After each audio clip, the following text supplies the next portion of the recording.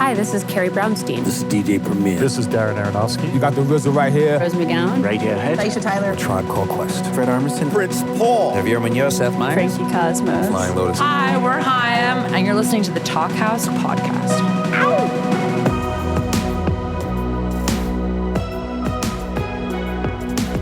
Hello and welcome to the Talkhouse Podcast. I'm Josh Modell. On this week's episode, we've got an absolute legend of the punk and indie rock worlds in conversation with a relatively newer voice who's making some amazing music too. Bob Mould and Will Anderson.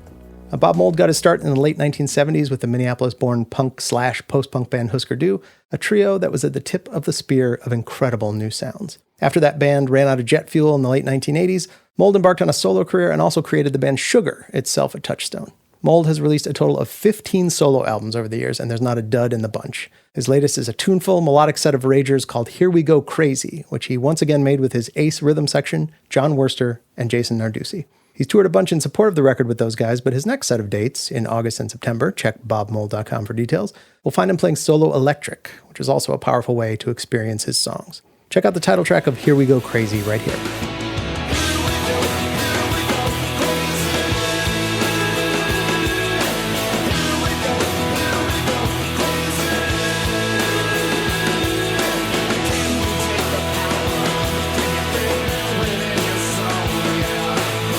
The other half of today's conversation is Will Anderson, who's been making music for the past few years under the name Hotline TNT, sometimes by himself, sometimes with a rotating band of players. His first album under the name, 19 in Love, was recorded by himself during COVID, all in GarageBand. His third, and second for Jack White's Third Man Records, feels more like a full band affair. It's more fleshed out and expansive. Hotline TNT has frequently been called a shoegaze band, but it's a tag that Anderson is quick to refute, at least a little bit. In this conversation, he says that his shoegaze knowledge pretty much begins and ends with My Bloody Valentine. Whatever you call it, its swirls and layers feel pretty damn good right now. Check out a little bit of the song Julia's War from the latest Hotline TNT album, Raspberry Moon.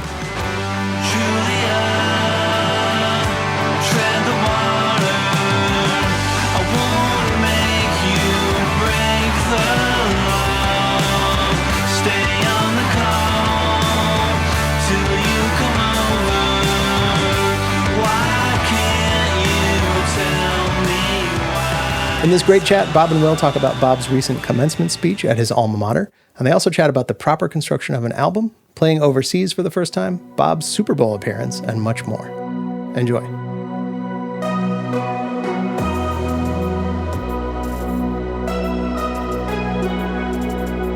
Well, congrats on the new album. Thank you, and thanks for doing this. I won't hype you up too much, but you were my first pick when they said, anybody you want to talk to? I just said, fun. Love to talk to Bob. If there's any possible way to do that. Oh, fun. Well, I'm a fan of your stuff as well. It's funny, Jason Narducci, bass player in the Bob Mould band, mentioned Hotline TNT, and then I heard, the first record and thought it was pretty cool. Heard the second record and now the new one, which seems like a big jump. Well, if you say so. I don't know. I'm just doing the same thing over and over again. But yeah, I came to know your music not really until I actually left. I grew up in Chippewa Falls, Wisconsin. I don't know if you ever passed through there at all. Mm-hmm. But for whatever reason, I didn't have like a shepherd kind of showing me anything about Husker or anything like that until I got to college, which was in Vancouver. Then once I got hooked, I was in, and I'm a lifelong fan now. So. Oh, thank you. There's a lot of stuff going on there.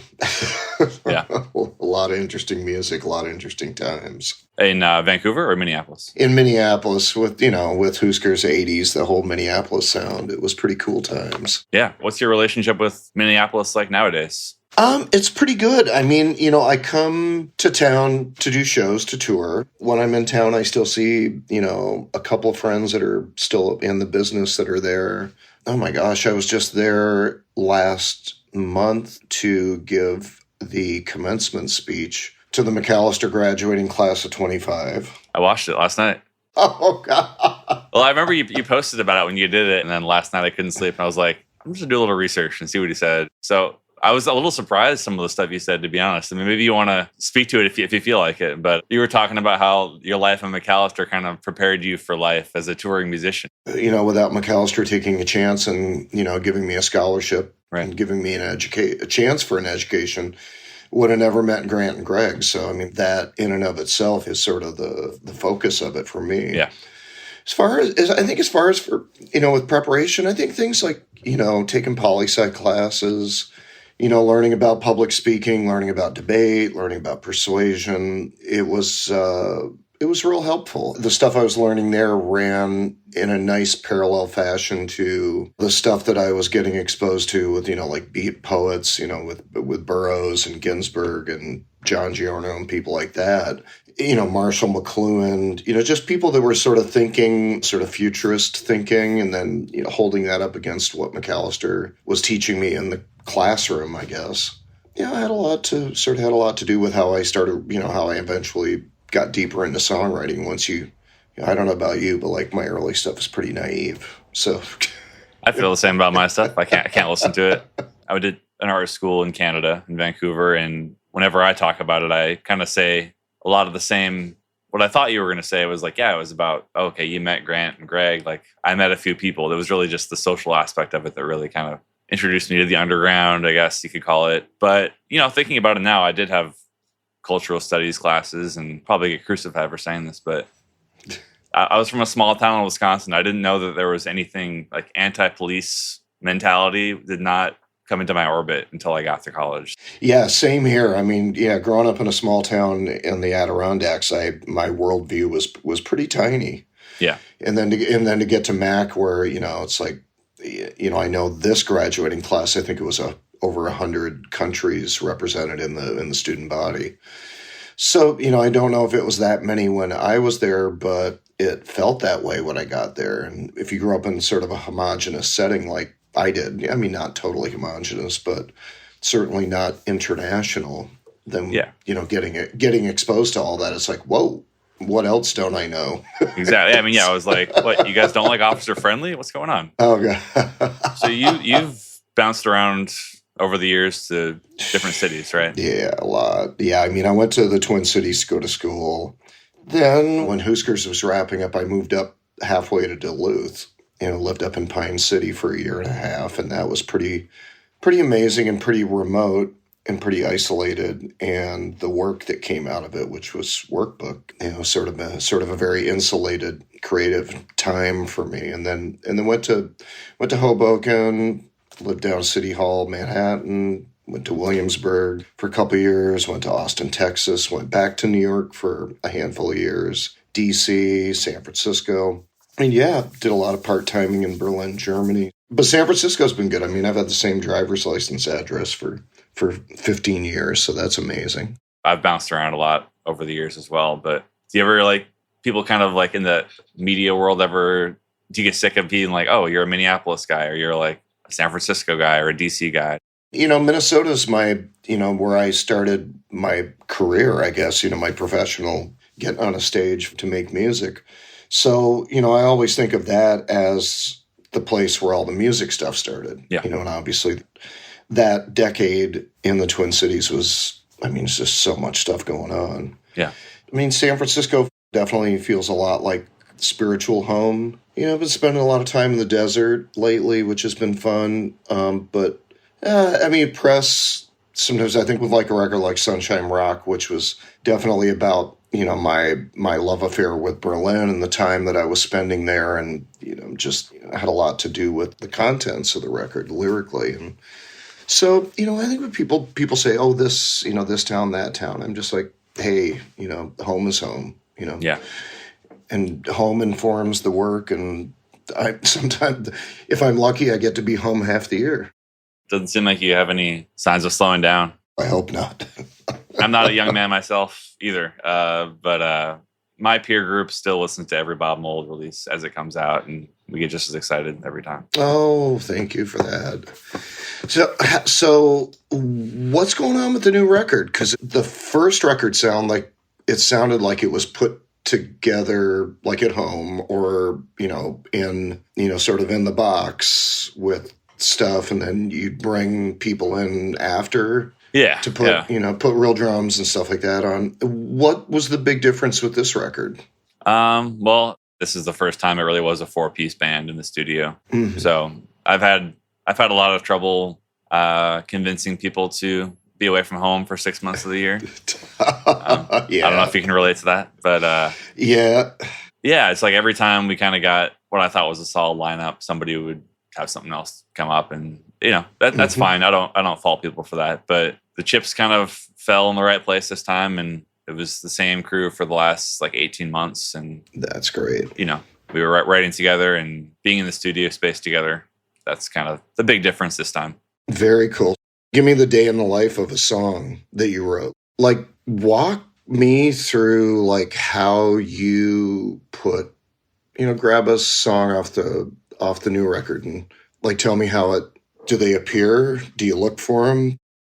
Most of the time it can literally be, not to use a cliche, but like I'll be in the shower and I'll just hear a vocal melody. Yep. And then I'm like, all right, shower's over. I got to go grab a guitar right now and get my iPhone out. And sometimes, it's just kind of simple as that. I mean, for me, they come in all ways. Yeah. Sometimes it's, the title, which begets a melody, which then begets a story backwards. Yep. Sometimes it's like the tinnitus at 3 a.m. in a hotel room with a weird air conditioning that is droning on, and then latch onto that and turn that into something. Yeah, I definitely wouldn't say it's the same thing every time.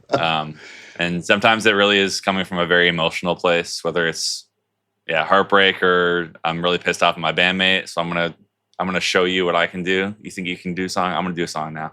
Well, that's the fun part. If it's a band, then everybody's sort of pushing and pulling, which is very different than what I'm guessing the first record was like. Yeah. The first one was just literally COVID. I was in my apartment for a year straight and just had to do something. Yeah.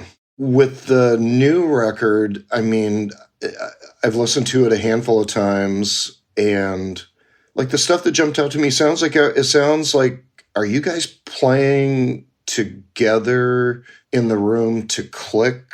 And do you bring in loops that go to click early, or are you just freewheeling, or what are you doing? I believe Mike, our drummer, I can't remember if he had a click track in his headphones, but we always have the drums going, and we'll have some like scratch, quote unquote, scratch guitars recording, which sometimes make it to the final product, sometimes don't. Mm-hmm. But we're always playing with him when he's putting the drums down. That's where it starts. But it's always layer by layer, pretty much. Mm-hmm. Cool. Yeah. So if you do stuff at home and you sketch, and it's something that you can bring into the record part, the record side of it, you'll bring it in. You'll just go, I'm grabbing that and I'm porting it in. Not so much on the new one, because I was pretty intentional. This guy we wanted to work with, Amos, in Appleton, Wisconsin. I wanted everything to like be from his sessions, because I like the way his records sound. What's the studio like? It's just like his house. I mean, he's been renting it for, I think, 10 years, but it's just like a small house in Appleton that's very DIY and warm. How long did basics take? We had 2 sessions total, and they were both 3 days. So, cool. I can't remember exactly what the workflow was. If we did like, let's do 3 or 4 drum songs or something like that, but it was like, we're going to go to Quick Trip and we're going to go to Culver's. Those are the 2 things we have mapped out for the day. Somewhere in between, we got to get the record done. Oh my God! You did not go to Culver's every day. At least once a day. Oh God! Wow.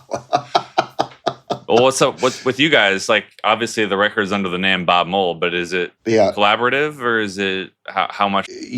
This is record 6 with John and Jason, and the first one, Silver Age. We had played together on the road as a 4-piece with my friend Rich Morell was playing keys.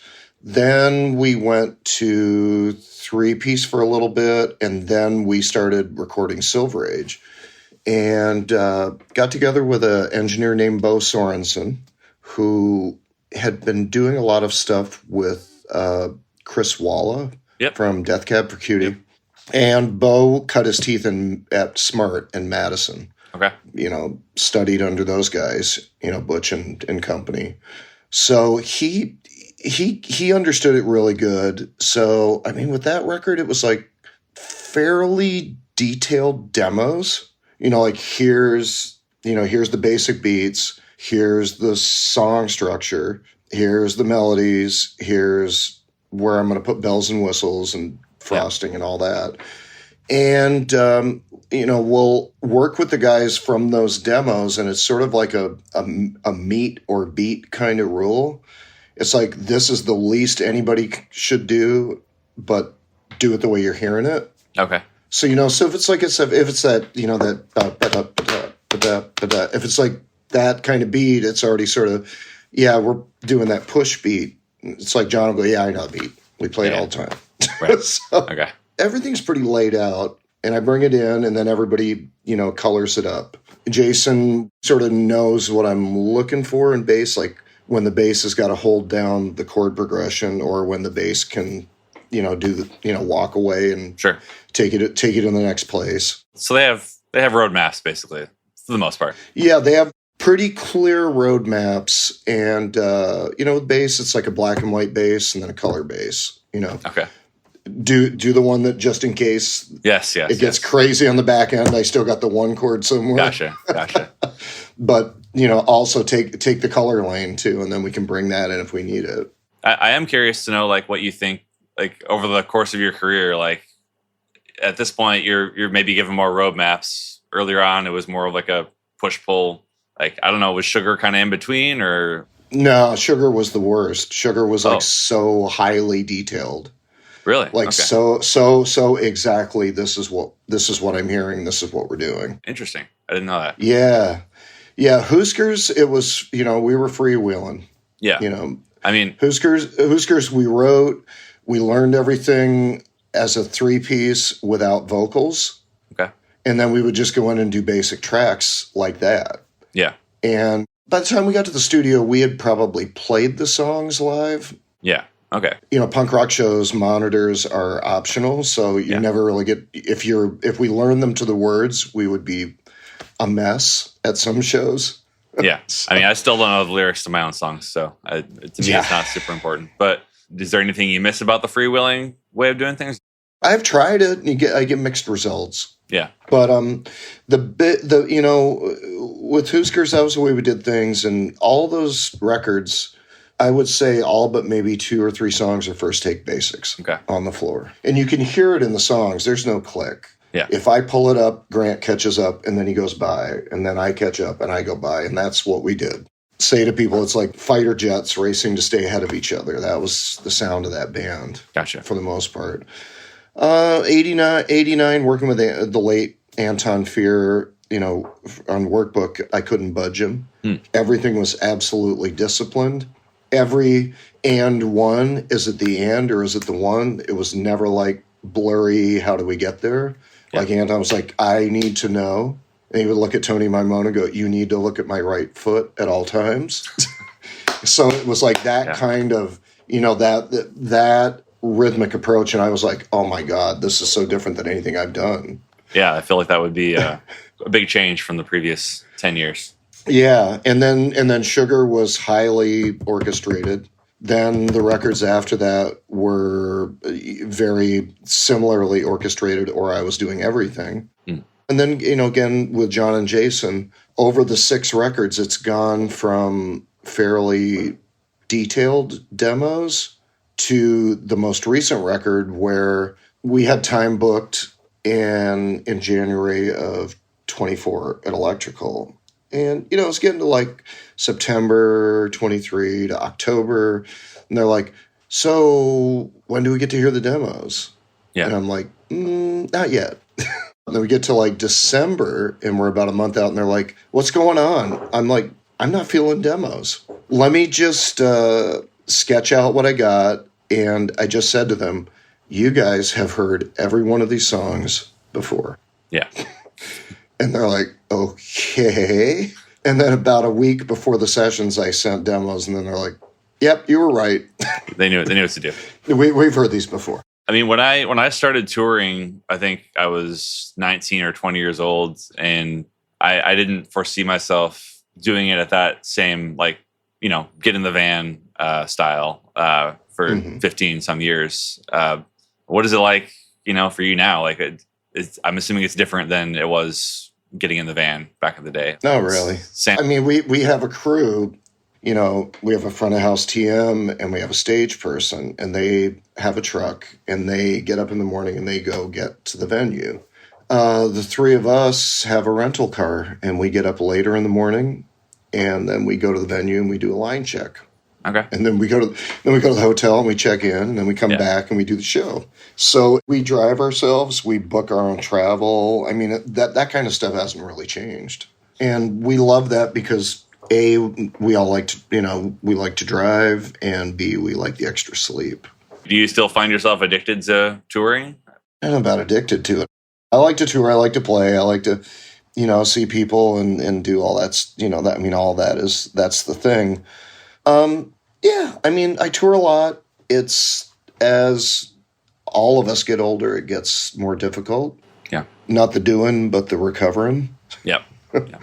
I'm sure you know when you walk on stage, it's like when you go into the light, it's all different. And you really don't know you're really not sure what's happening. And then it's over and you're like, for me, it's like, wow, I think that was good.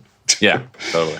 That whole 85 minutes of noise that something happened. Yeah, definitely. And you like to tour?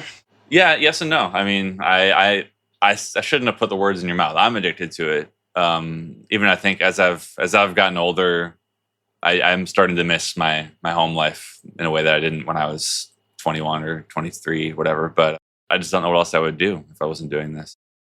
I guess I think what I'm most curious about, and what I think a lot about from my own life, is just like, my relationship with the people I'm on the tour with. And that can be hard and awesome at the same time. And I don't know if it's something you've noticed, as if you said the style hasn't really changed that much over the years for you, but maybe the characters have for sure. But I'm guessing as you built the band, you get everybody's idiosyncrasies are in play, and you learn how much you can poke at somebody and how much space everybody needs at different times, which, with touring is a challenge, but I think we all, I mean, the more we do it, the more we learn to just sort of give into the thing and just be mindful of others.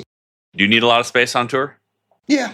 My big thing is that, as I get older, my voice is weaker. Like it really needs time to recover. So I don't talk on the road. Okay. I mean, it's not personal. We are all in the car just recovering. Yeah. as we go from one hotel to another sound check. It's sort of like preservation. Everyone's on AirPods. We're just quiet. You're just quiet, silent reflection. No, people are podcasting, people are writing, people are doing whatever, people are somebody's driving, and that's it. Nah, it's fun. We're used to it. We got plenty of music all day.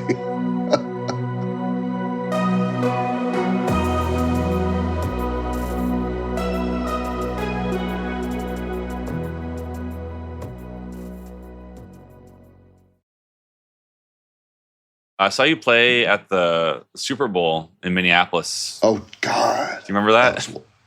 Yeah. That was when actually this band, Hotline TNT, we recorded our first 7-inch that weekend, Super Bowl weekend. Oh, my gosh. And we saw that Bob was playing at the Super Bowl. I was like, we got to go, obviously. Oh, my God. That was amazing. Yeah. That was like the craziest weekend because it was so cold. They had all of those like gigantic space heater torch things that were like really scary. It's like coming out and playing the first song and then realizing I'm like 3 steps out of tune because of the temperature. Did the Suburbs play that too? Suburbs, Soul Asylum. Yeah, but it was nuts because we got there and it's like super gigantic security laminates and weren't sure where to go. And I had the flu. Okay. So like when I landed, I was just like, I'm out of my mind. I'm so sick. Where do I go? And I got on site, like out on the street, and I had my Strat case, which looks like a rifle case. Yep. But I'm busting through all the security with this case. Yeah.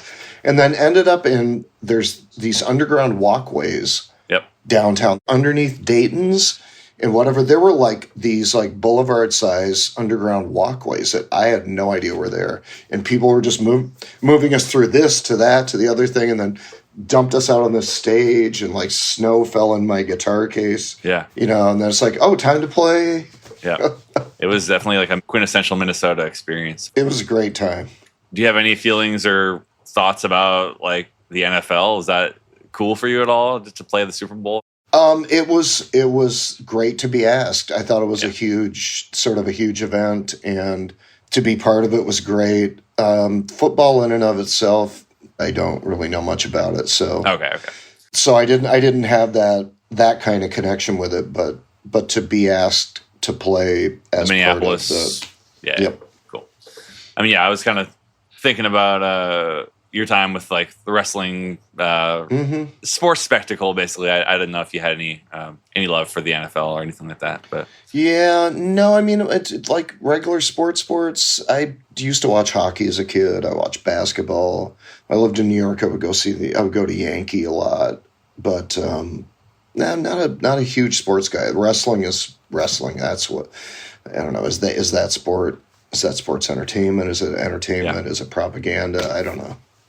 I similarly to punk music, I came into wrestling quite late. I was a late bloomer as well. Probably still haven't bloomed totally, but I watched the Vince McMahon documentary on our last tour. That was wasn't that something? I was like, I gotta watch this. So people describe your stuff. They sort of, not strictly shoegaze, but sort of in that zone. Were you a fan of other bands like that sort of early 90s? Not that much. I mean, I heard My Bloody Valentine when I was in high school. And to be completely honest with you, that's kind of like where my love of shoegaze starts and ends. Like that's the only band that I care about for shoegaze. I finally heard my first song by Ride, like in the last year. And I thought it was cool, but I can't say that those bands were like the big influences for me. When I really started like trying to play loud guitar music, it was the SST bands. Those were kind of like Dinosaur, Husker, Sonic Youth. I don't know if those would be considered shoegaze really. So no.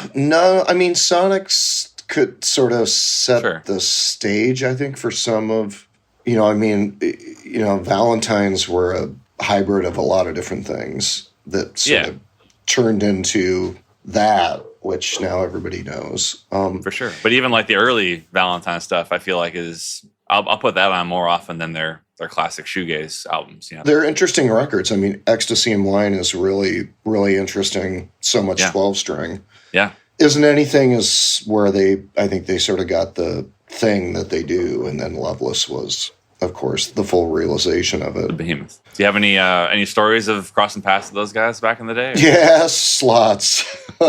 They're loud. They're really, really loud. Yeah. A lot of the volume to me is the PA, because I've been near Kevin's rig. I've been behind it, and I'm like, it's actually much cleaner sounding. Like there's more distinction than I thought I would get from it.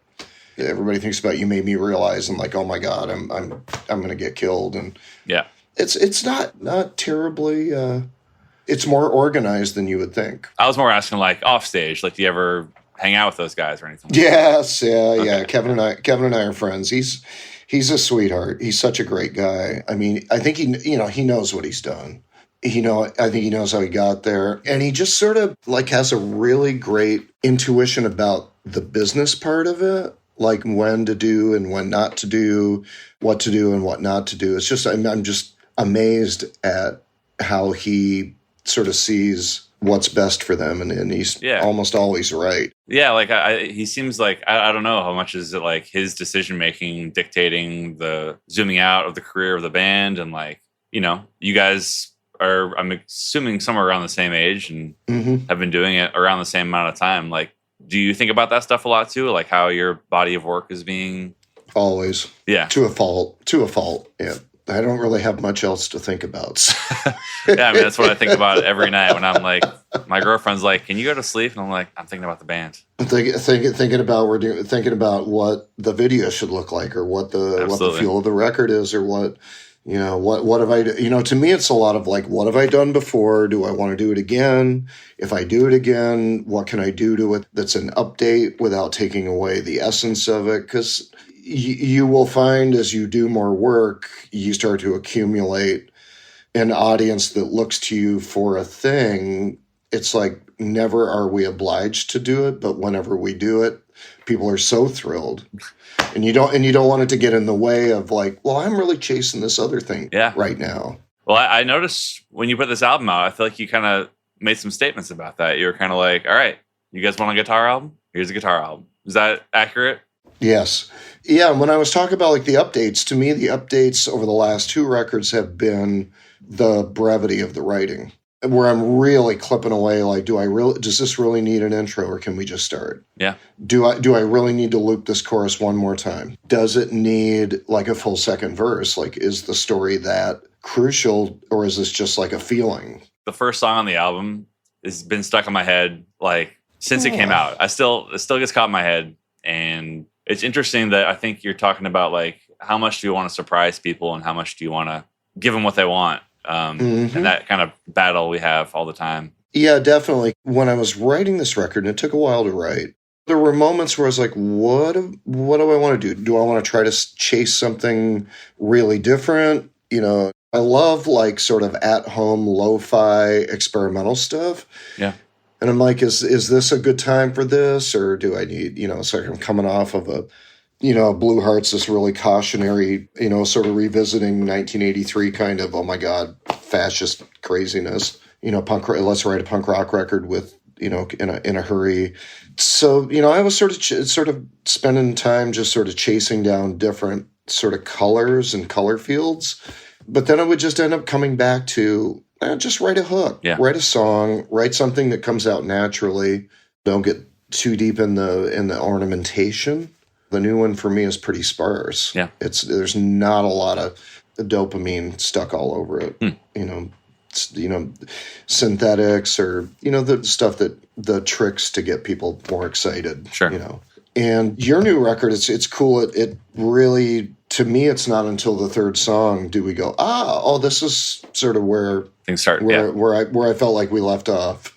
Yeah, I mean, that was definitely kind of intentional of like, I always kind of like the false intro of like, okay, this is track 1, and then kind of bleeds into track 2, and then you're still stumbling out of bed, and then track 3, it's like, okay, now we're actually up and we're drinking coffee and stuff. It's one of the fun parts for me of making an album is kind of the sequencing and how it's all going to fit together. It feels like that started to come back into music. For so long it was, the single, the hit, the thing. It was like the 60s where bands would just, it's a single. It's when we have 5 singles, then we have an album. That's interesting point. I feel like the narrative that I always hear is that it's always just been going in one direction. Like we're going away from albums and we're going to singles, but that's not true. It's like kind of been singles, back to album, back to single. Maybe it is going back to albums now. There were people like Dirty Computer, Janelle Monáe. I was like, an album. Yay. Yeah. There's like a beginning, a middle, and end. There's characters that travel the whole record. And I was like, yay. That's, those are fun journeys for me. I love electronic music, and I love like Dua Lipa or Kylie Minogue. And, I love that, super sugar bomb kind of music where it's just all hooks and Christmas lights all the time. And it's good to have both. Yeah. Yeah, I see the value in that as well. But it's nice when people think about the construction of a record. Definitely. Of an album and trying to keep the listener engaged, and not reaching for the next button. Totally. I've had some battles with the record label about like the sequencing and like making sure we get things on the right Spotify playlist or whatever. And I'm just like, I don't even know what that is. It has changed the artist's perception of their work because now it's there's these people or these algorithms that are deciding, well, I would have put that song next to that one, but it doesn't have that 5-second ambient intro that everybody's gotten used to, I don't know. It's fine. On that second one, what is that? Was that a keyboard that on the second song is generating most of the?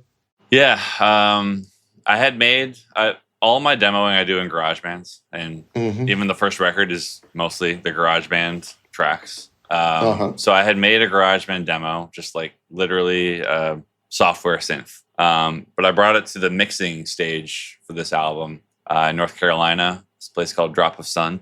And Alex and we just played it on a real Juno synth. We recreated it that way. Nice. Nice. Better than the GarageBand synth for sure. Yeah. The old synths are cool. I had a mini Moog on this record, on the most recent record. I just couldn't get off of it. It was like any moment where I was like, does this have enough harmonic value? And then I would just be like, ba ba ba ba ba. I'm like, whoa. I mean, I don't know if maybe you can tell, but like if you list off a bunch of synths and stuff, I barely know what they are. I'm still very much rudimentary in my gear knowledge, but I knew like we got to the studio and he had a wall of synths, and I was like, this one looks cool, and it was the Juno. Yeah, with the new record, the band tracked at Electrical Audio in Chicago. Yep. And then I bring everything back to Tiny Telephone in Oakland. Okay. And there's so many old synths over there, and big pianos, Grands and Vibes with mechanics, Hammonds with B3s, everything. I used to get deep into the soft synths or Reason or whatever, just for looking for textures. And boy, this record, I was like, I don't have any time for this. Yeah. So if I need something to jump out, I'm going to do the mini Moog. So, you got it. Let's do it. Yeah. It kept me focused, kept me out of the computer, which is always a good thing. I can't tell what you play through. What do you have, like a primary guitar, amp, and couple key pedals? Live, I have a Randall half stack. That is not on the album though, so you would have never heard it. Yeah. But live, I have a Rat pedal and a tuner, and that's it. Wow. That's excellent. It. Yeah. Oh my God, that is like you're doing it. Well, I'm trying to beat the shoegaze allegations. We don't have a pedal board. Sounds like you're pretty stripped down for live. Yeah, I mean, I'm still the last album we did, Cartwheel, was on Third Man. Mm-hmm. Everything before that, there was no sense or hope in trying to like raise the funds to get nice equipment or nice anything. It was just like whatever's around, we're just going to use that. So I just mentally and financially couldn't afford to think about what kind of gear I was using, which in the long run probably hurt me. But your sound is your sound. I'm not a gear guy at all, other than, I have a couple of these amps, I have a couple of these pedals, I have a couple of these guitars, and that's, I don't, sometimes when I look at people's stuff, I'm just like, you got to be kidding. Like, how can you even turn any of these pedals on? There's like 35 of them on this board.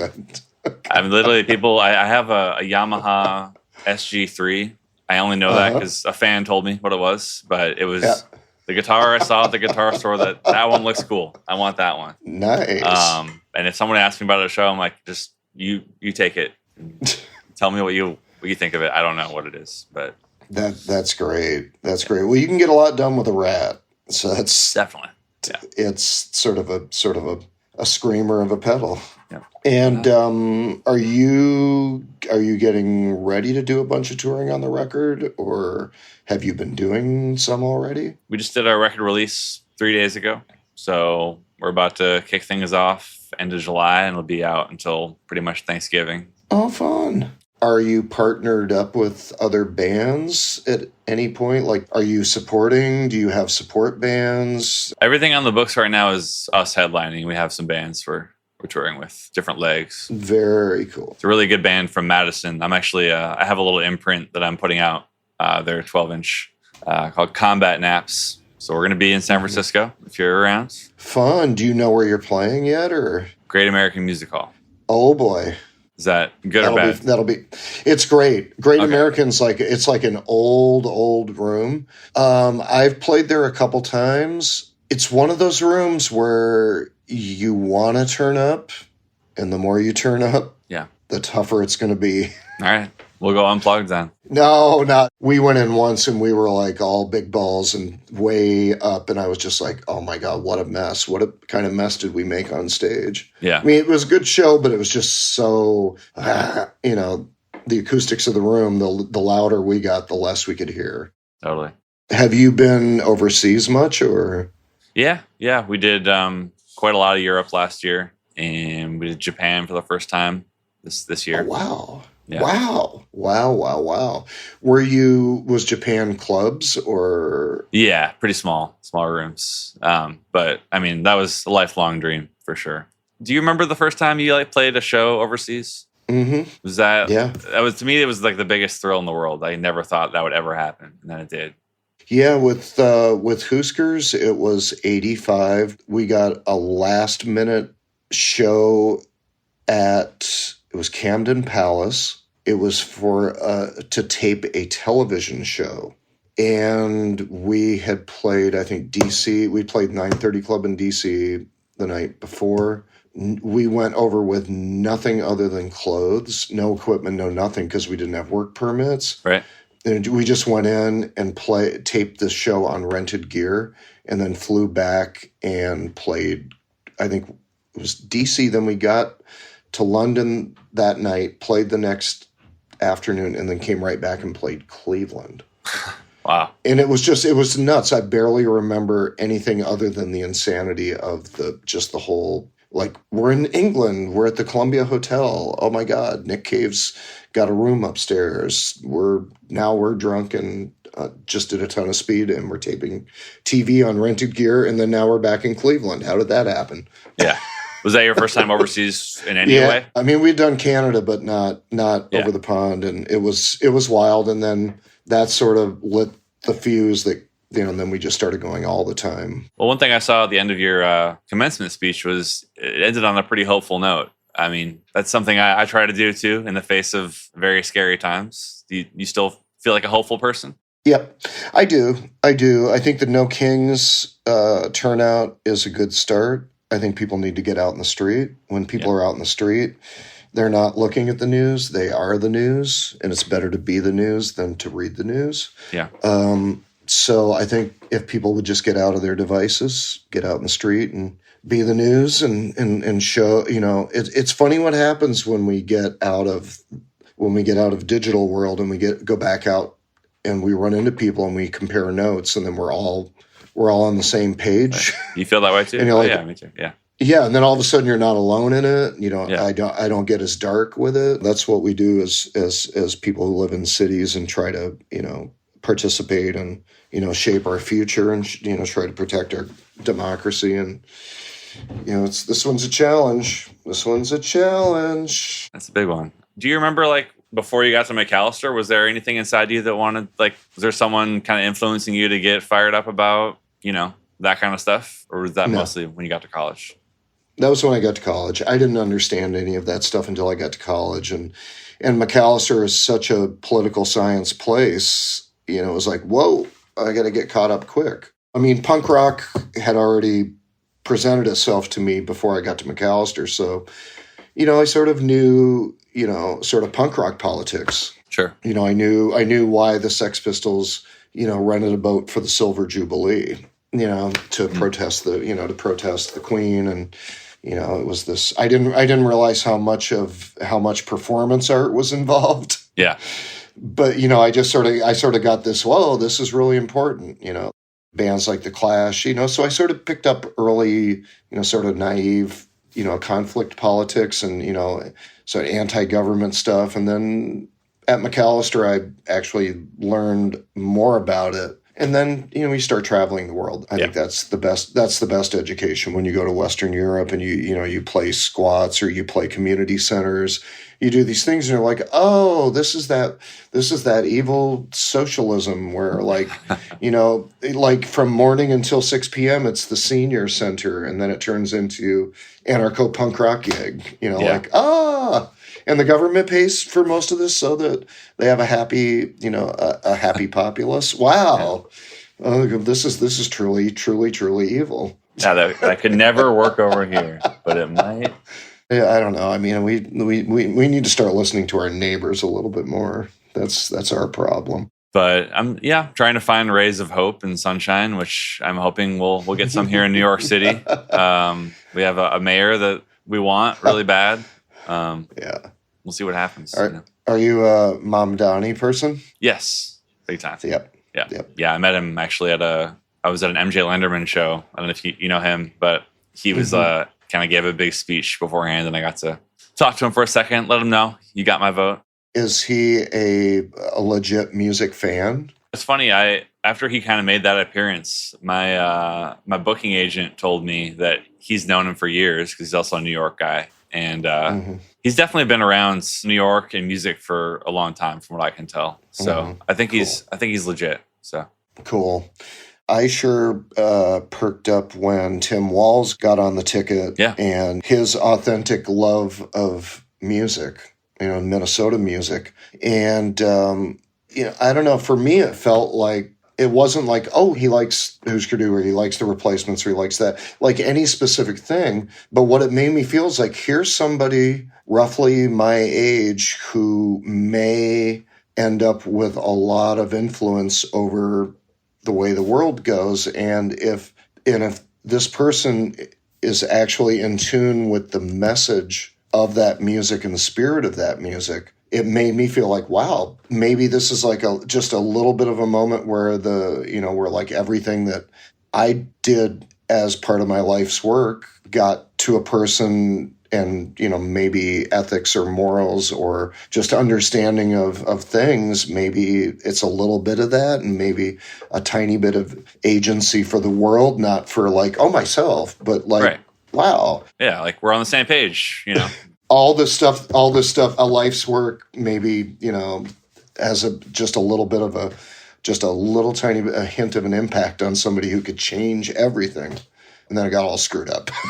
It did, but I think the ray of sunshine is still legitimate, and it was, even though it didn't work out in the election, that doesn't mean it wasn't there, and it's not a sign of good things coming down the pike somewhere. Yeah, I think we're going to get to the other side, and I don't know what it will look like when we get there, but it's going to be very different than where we are now, which is just terribly, terribly bleak, and not at all a party, and not at all artistic, and not at all creative, and not at all inclusive. And wow, hopefully Mom Donnie is a real music fan and has that empathy for people who work outside, Disney or country. Yeah, I mean, he's exciting to me because shares a lot of from what I can see, most of the views on the issues that I agree with, and he's also a great politician, and I think you have to be a great politician to get elected. It's going to take everybody, and we haven't had both of those boxes checked for a lot of these elections that we want the right guy to win or whatever. And New York City mayorship that's an incredibly important political position. So it can't emphasize enough to people that if you're not paying attention to that, that really sets the tone for a lot of things. You can't get much worse than the guy we have now, but if I said that, we're not using our imagination. It can always get worse. But if you have said that, you wouldn't be giving enough credit to Giuliani. But exactly. What a time that was. But some of it was good, but most of it was bad. But anyways, here's hoping for a good outcome for New York City, because I always feel like New York City is home in a way. Yeah, it's just a great place. It was really it was an honor to talk to you about. I really appreciate your time. So. Yeah, thanks for the kind words, Will, and congratulations on the record. And hopefully I will be somewhere that you're somewhere some night that you're playing. I'll get to see you live. Yeah, hope we can cross paths in real life sometime. That'd be great. Cool. Thanks for listening to the Talkhouse Podcast, and thanks to Will Anderson and Bob Mould for chatting. If you liked what you heard, please follow Talkhouse on your favorite podcasting platform and check out all the great stuff at talkhouse.com. This episode was produced by Myron Kaplan, and the Talkhouse theme is composed and performed by The Range. See you next time.